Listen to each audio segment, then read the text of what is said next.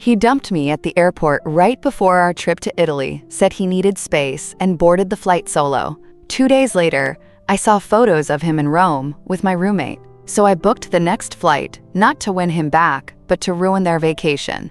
Every last moment. You know that movie moment where the girl gets left at the altar? Yeah, mine happened at the Delta terminal, next to a Hudson News and a pretzel stand.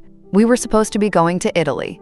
A 2-week romantic trip through Rome. Florence Positano, our one last hurrah before settling down, as he put it. First international trip together. I'd bought new luggage, a floral passport holder, and 3 sundresses I couldn't afford. And then, he didn't board with me.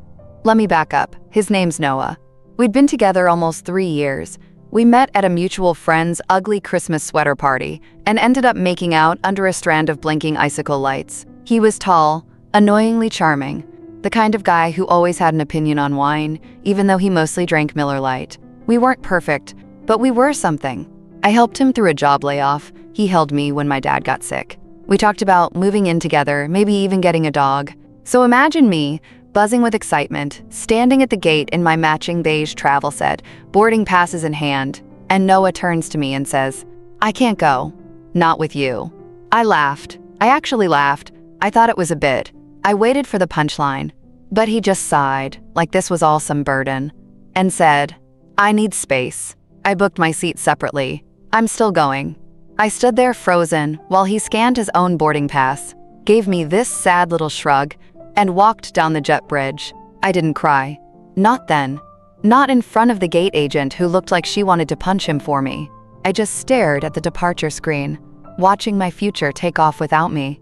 He left me, in Atlanta, with a suitcase full of vacation outfits and a heart that felt like it had been vacuum sealed. I went home, cried into a throw pillow, slept for 14 hours straight, thought about deleting every photo of us on my phone, but couldn't bring myself to do it yet. And then 2 days later, I opened Instagram. The first photo hit me like a slap.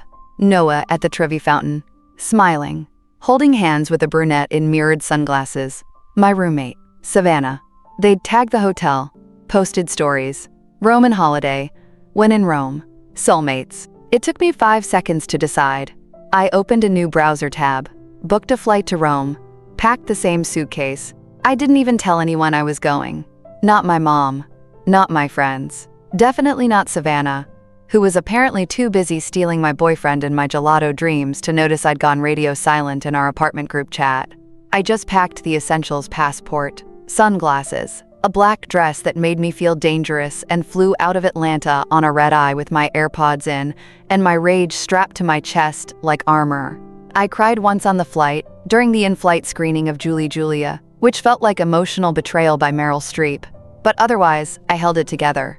Until I landed in Rome. The moment the wheels touched down, everything felt sharper. The air, the light, the quiet voice in my head whispering, "You're not here for closure, you're here for chaos." I hadn't figured out the how yet, just that I was going to find them, let them see me. Let them know I wasn't some abandoned doormat left at gate C19. I was the storm rolling in at dawn. When I got to baggage claim, I realized I had no plan. Just a hotel tag from their Instagram story, a screen-recorded TikTok of Savannah twirling in front of the Coliseum, and a screenshot of Noah's smug face holding a glass of Aperol Spritz with the caption, "Living our best life." It made me nauseous, and not from the airplane food. I ordered a cab to their hotel, some bougie boutique place, with ivy crawling up the side and influencer lighting in every corner. I didn't even know he could afford this place. Unless Savannah was funding it. Wouldn't put it past her.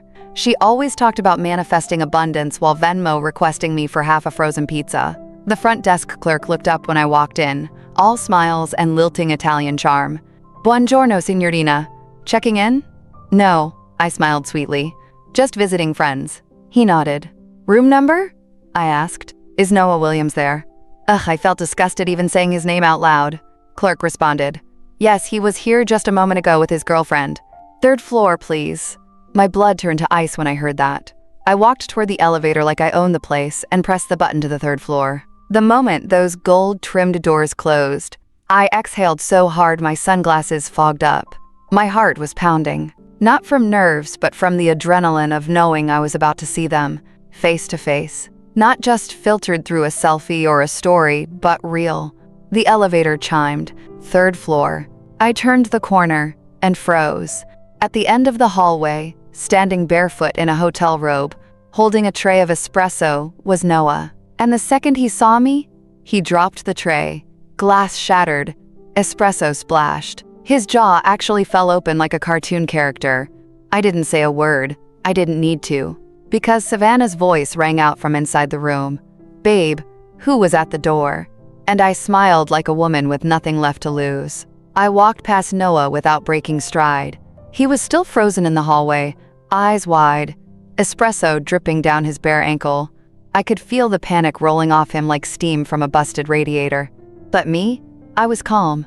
There's something weirdly empowering about knowing you've already survived the worst part. He couldn't hurt me now. Not more than he already had. And Savannah? Oh, I had plans for her. I stopped just short of the hotel room door, room 312, and knocked once. "Babe?" Her voice floated out again, followed by the sound of bare feet padding across the marble tile. "What did you?" The door opened. Savannah stood there in a silk robe that was absolutely not hers, probably part of the hotel's romance package. Her hair was twisted in a loose bun, lips glossed, cheeks flushed. She looked every inch the woman in the middle of her vacation affair fantasy. Until she saw me, her entire face dropped, like watching someone go from influencer glow to horror movie victim in 0.2 seconds. I didn't say anything right away. I just let her see me. In full. Black sundress, oversized sunglasses, slight smirk, and silence. That's when Noah finally found his voice. "Claire," he said, breathless behind me. What are you doing here?" I turned around slowly, savoring the tension like a fine wine. "Oh, you know, I figured since I already had the PTO approved and a non-refundable ticket to Italy, I might as well enjoy it." Savannah made this weird choking sound. "You flew here? Alone?" I cocked my head. "Well, I was supposed to fly with my boyfriend, but he left me at the airport. Maybe you've heard of him?" The silence was delicious. Noah looked like he was trying to piece together 1,000 excuses all at once, but I wasn't giving him the space. "You know what's wild?" I said, shifting my weight to one hip. "I actually felt sorry for you both, for about 36 hours, until I realized you weren't just some impulsive betrayal, you were planning this. You booked a hotel. You posted. You wanted people to see." Savannah opened her mouth. I held up a hand. "Please don't say it just happened. You're in Rome, in a robe, holding hands like you're the cover of a Nicholas Sparks paperback." Noah's voice cracked. "It wasn't supposed to." "Don't." I shook my head. "You don't get to. Wasn't supposed to me. You made a choice. You left me at the gate like a TSA inconvenience. But here's the thing." I stepped back and smiled wider. "I'm not here to fight," Savannah blinked. "You're not?" "Nope. I'm here to vacation. I booked a room in this hotel, 2 floors up, with a balcony that overlooks the exact same view you bragged about in your story." I leaned closer, just enough so they both had to hold their breath. "So enjoy your espresso. Enjoy your little stolen romance. Just know this, every time you turn a corner, you might see me. Every restaurant, every fountain, every cobblestone alley, I'll be there. Looking good, living better." Then I turned and walked away, heels clicking on marble like a mic drop. Behind me, Noah called out my name once. I didn't stop. I barely slept that night. Not because I was heartbroken though, let's be real, there was still a dull ache behind my ribs, but because adrenaline buzzed through my veins like espresso. I kept replaying the look on Savannah's face, that flicker of guilt, embarrassment, fear. It was better than therapy. My room was small, but charming. Juliet balcony. Cracked plaster walls in a warm, lived-in cream. The kind of place you romanticize in postcards and sad Spotify playlists. I opened the window at midnight and just breathed. Rome smelled like warm stone, cigarette smoke, and the ghost of pasta dishes I hadn't eaten yet. By morning, I had a plan. Not revenge, not exactly, just living loudly, happily, in their faces. So I did what any emotionally scorched, newly single woman in a European city would do. I dressed to destroy. Black linen pants that hugged in all the right places, a crisp white tank, oversized sunglasses, and that red lipstick I always used to save for special occasions. Today was the occasion. I spent the morning wandering Trastevere, eating a pastry I couldn't pronounce, and people watching like it was my job. At one point, I passed a couple taking selfies at a flower stall, and for the first time in days, it didn't feel like a gut punch, just background noise. At noon, I found a quiet piazza with a cafe and sat at a table in the sun. Ordered an Aperol Spritz because, yes, I am the main character. That first sip, heaven. Bitter, sweet, cold, and bright orange, just like my mood. I was halfway through my drink when someone walked up to my table. "Scusa," he said in a lilting accent, pointing at the empty chair across from me. "Is this seat taken?" I looked up. Tall, tousled hair. A little scruffy. He wore a white button-down, unbuttoned just enough to make you suspicious, and had a camera slung around his neck, like a film student from a sexy daydream. He smiled. "I saw you sitting here alone and figured, no one that elegant should drink a spritz by herself." I blinked. Not because I was flattered, though. Yes, very flattered. But because, after the week I'd had, it felt like the universe throwing me a bone. Or maybe a breadcrumb. Or maybe a full-blown charcuterie board of possibilities. I gestured to the chair. "Be my guest." He sat, held out a hand. "Luca." I shook it. "Claire, Claire." He repeated it slowly, like it meant something in a language I didn't speak yet. For the next hour, we talked. About everything and nothing. He was a freelance photographer. Of course he was born in Florence, now living in Rome. I told him I was visiting, recently single, and very open to Aperol-fueled adventures. He raised an eyebrow. "Recently single, huh?" I sipped my drink and smiled.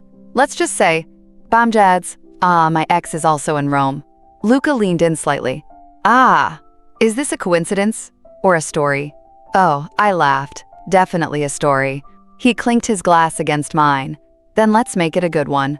And in that moment, under the Roman sun, with a spritz in one hand and a heartbreak in the rear view, I realized something. I wasn't just here to haunt my ex. I was here to start over. The next morning, I woke up with sore cheeks from smiling. Smiling. Like, full-on, can't fight it. Kind of annoying smiling. Luca and I didn't kiss. We didn't even exchange numbers. He walked me back to my hotel, just after sunset, said, "Let's let fate decide if we run into each other again." And then he winked. Winked! Like some Italian rom-com fever dream, sent to undo the damage Noah did. And here's the thing. I wasn't spiraling. I wasn't obsessively checking Noah and Savannah's socials anymore. I wasn't waiting for the apology that would never be enough. Because I wasn't the same girl who got dumped at gate C19. I was Claire 2.0, powered by espresso, chaos, and a thirst for liberation. Which is why I purposely put on my boldest outfit that day, white wrap dress, strappy sandals, hair tied up in a red scarf, and returned to the same Piazza cafe with a book, and my phone set to accidentally on purpose take candid selfies. And wouldn't you know it, 30 minutes in, guess who wandered by? Noah and Savannah, holding hands, wearing matching sunglasses, looking like a parody of themselves. I almost choked on my sparkling water when I saw them stop. He saw me first. It was so fast, but I clocked every detail. The way his smile dropped. The way his grip on her hand subtly loosened. The way he stared. And I laughed. Out loud. On purpose. At nothing. Then looked up, caught his eye, and tilted my head with a tiny, "Oh, you're still alive?" smile. Savannah turned just in time to see me wave. She went pale. I stood slowly, stretched like I hadn't just seen the people who betrayed me, and walked to the counter to order a pastry. Noah actually took a step toward me like he was about to say something. I didn't stop walking, but I did glance back over my shoulder and say, just loud enough for them to hear, "Rome looks better from my side." Back at my table, my phone buzzed. An Instagram DM. From Luca. "I knew fate would be lazy. Can I buy you dinner tonight?" I stared at it, then up at the sky. Rome had a funny way of giving you exactly what you need the moment you stop begging for it. Dinner with Luca felt like stepping into a dream someone else had planned for me. We met just after 7 p.m. at a little trattoria tucked behind a faded pink building with climbing ivy and flickering candles and old wine bottles. The kind of place that smells like garlic and slow-cooked love. Luca arrived on a vintage Vespa, because of course he did, in a white linen shirt, with the sleeves rolled up, and the kind of smile that makes you forget every man who ever told you to calm down. He didn't bring flowers. He brought a bag of tiny tomatoes from the morning market. I asked the woman what would impress a strong American woman, he said, completely serious. She told me these were the sweetest in Rome. I laughed so hard I almost forgot to be nervous. We ate outside, under soft yellow string lights, shared plates of pasta, talked about everything: music, childhood dreams, astrology. He's a Leo, obviously. At one point, he asked what brought me to Italy. I hesitated, then shrugged. Let's just say I came here, expecting love, and found a liar instead. He didn't press. He just nodded, then held up his glass. To the liars for pushing us toward better things. We clinked. I drank. And for the first time in weeks, I felt like maybe I could mean it. After dinner, we wandered. No destination. Just cobblestone streets, echoes of laughter from alleyways, and the kind of breezy silence that doesn't need to be filled. At one point, Luca took my hand gently, like he was asking permission without words, and I let him. The night ended with a kiss on the cheek. Old school. Intentional. Almost reverent. "You make Rome look better," he said before leaving. And I stood there in the street like some cursed fairy tale character just got her rewrite. The next morning, I posted a photo. Just one. Me in that wrap dress again, hair up, sitting across a bistro table with a wine glass in hand, smiling at something or someone off camera. No caption. No tags. Let the speculation begin. It took Noah 7 minutes to view the story. 10 minutes later, I got the text. "Claire, can we talk?" I laughed. Out loud. Sitting on the hotel bed in nothing but a robe and yesterday's lipstick. Then the kicker, Savannah DM'd me. "Are you seriously doing this right now?" I didn't respond. Instead, I posted another story. This time, a boomerang of me biting into a tomato. Luca's tomato. Eyes closed, smiling like the whole world tasted like revenge and redemption. I didn't tag him. Didn't need to. Because some stories don't need words. They just need witnesses. There's a specific kind of rage calm that happens when your ex, the ex who left you at an airport like expired luggage, shows up halfway across Rome pretending like he deserves a conversation. Noah found me the next afternoon. I was coming back from the flower market, arms full of peonies I bought because they made me feel soft again. The concierge gave me a weird look when I walked into the hotel lobby and said, "Your friend is waiting upstairs." I frowned. I hadn't told Luca where I was staying, but I knew that look, so I took the stairs, 2 at a time, heart pounding in that tight, please let me be wrong kind of way. I wasn't. There he was, Noah, sitting cross-legged in front of my door like a rejected college boyfriend in a coming-of-age movie. Hair messy, hoodie wrinkled, a coffee in each hand, my favorite, oat milk cappuccino, like he remembered anything beyond himself. I froze, mid-step. He stood. "Claire," he said softly, like I was a frightened deer, and not the woman he betrayed across continents. I asked the front desk. I had to talk to you. I stared at him. "How did you even find this place?" He held up his phone. "Savannah saw your story. Recognized the planter boxes in the background. She didn't mean to stop," I said. "Don't drag her into this to soften yourself. This isn't about her being awful. This is about you being worse." He flinched. "But I wasn't done. You dumped me at an airport, Noah. You didn't ghost me. You didn't ask for space. You watched me check our bags, print your boarding pass, and then waited until the very last second to say, 'I'm not coming.' Like I was some itinerary item you forgot to cancel." I panicked. "No, you planned," I snapped. "You already had the hotel booked with her. You didn't panic. You plotted. And you didn't even have the decency to be honest about it. You just let me walk through security, thinking I was the problem." His face crumpled a little. "I didn't think you'd actually come." "Well, surprise," I said, taking a step closer. "Turns out, I'm not the kind of girl you can leave at the gate and forget." He looked like he wanted to say more. Maybe he had a whole speech, prepared some sad little monologue about mistakes and regrets, and how seeing me with someone else suddenly made him realize how badly he messed up. But I didn't care. "I'm not angry anymore," I said. "Not really. I mean, don't get me wrong, I fantasized about keying your guitar or throwing wine in your face for a few days, normal stuff. But now," I smiled, "not sweet, sharp. Now I'm just grateful." "Grateful?" he asked, blinking. "Yes, because if you hadn't shown me who you are in the most dramatic, public, humiliating way possible, I might have wasted years still believing in the version of you I made up." Noah swallowed hard. "Claire, can we please just talk, really talk? I miss you. I stepped past him, pulled out my room key, and opened the door, then turned back with one final gift. You miss who I was when I loved you, but she's not here anymore. And I closed the door, let him sit with that. Let him be the one left behind this time. I didn't cry. Not when I shut the door in Noah's face. Not when I heard him shuffle away down the hall. Not even when I leaned against the door frame, heart pounding so loud I swore the neighbors could hear it. I felt light, like I had just set down the heaviest suitcase I'd ever carried. Except it wasn't filled with clothes, it was filled with expectations, with gaslighting, with what-ifs that never served me. That night, I lit a candle on the tiny terrace of my hotel room, sat barefoot on the tile with my journal in my lap, and the city buzzing softly below. Rome felt different now, less like an escape, more like a beginning. And as if the universe wanted to confirm it, my phone buzzed. Luca, you mentioned being a sunrise person. How do you feel about a 6 a.m. Vespa ride? I stared at the screen. This could have been the part where I hesitated, overthought, sabotaged. Instead, I just texted back, I'll be ready. He met me in the dim lavender haze of early morning, just outside the hotel. Helmet in hand, smile soft this time. No wink, no bravado. Just that quiet presence I'd started to crave. You good? He asked, gently searching my face. I nodded. I said what I needed to say. He didn't ask for details, just handed me the helmet and said, then let's ride. We zipped through empty streets, the kind of ride that makes your heart race and settle all at once. Wind in my hair, his laugh cutting through the engine hum. It was freeing, not just in the cliché sense, but in the soul level. Unclench your teeth for the first time in months, kind of way.